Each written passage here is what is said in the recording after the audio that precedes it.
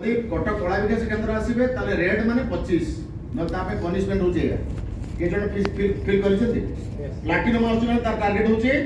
15 workshop आउसन माने अगा अगा से दरकार नाही आसीबे माने चार लेदु क्लियर बुझी परछ ना नाही आकु नै पूरा विजन अछि।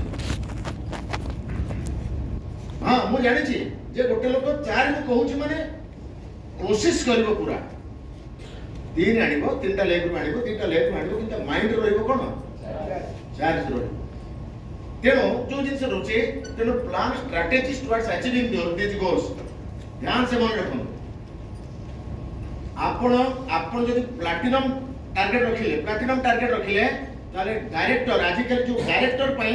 गोटी जो डायरेक्टर बिजनेस जा होने के 10-50 लोग काम करू नांती गोटी लोग काम करूची